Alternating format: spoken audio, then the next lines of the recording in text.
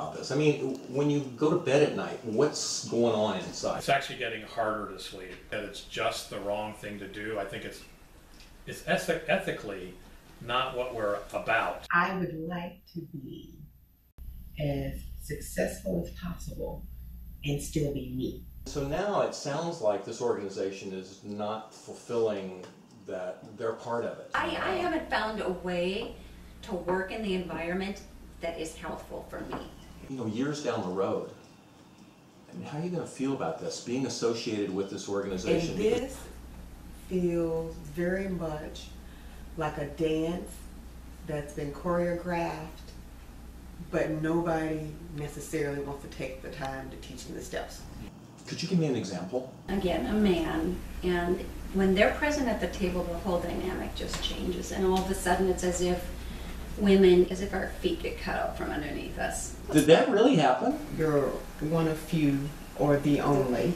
What would be your typical way of handling that? You have a sense of you have to get it right every time, and that my margin for error is much, much smaller.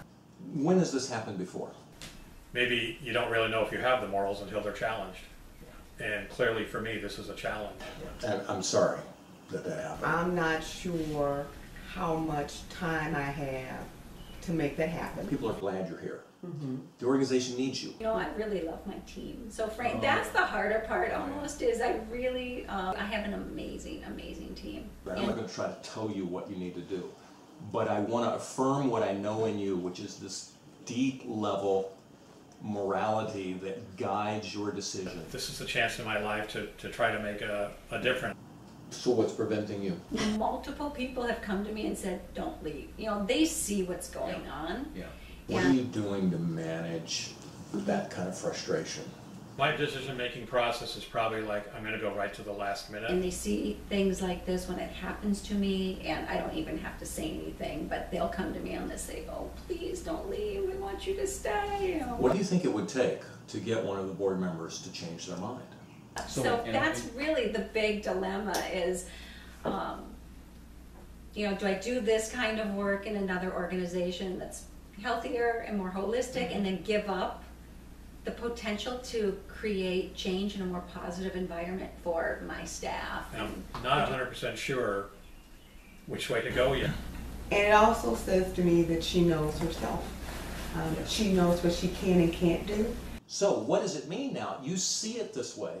What do we need to do to make this work? And as long as I know and I'm comfortable with that less being more, I'm good.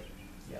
I'm going to be good. A number of them are women, and they personally are afraid. I mean, they'll say, you're one of the only strong women.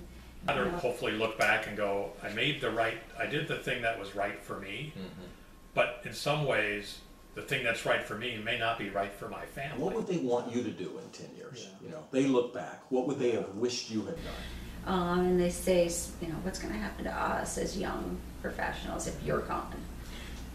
And right now, it's enough to keep you. It's what I'm learning and what I'm getting out of the situation and what the situation might in fact turn out to be. Right.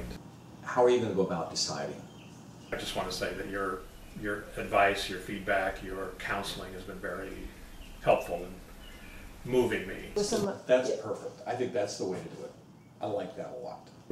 You're kind of that dangerous.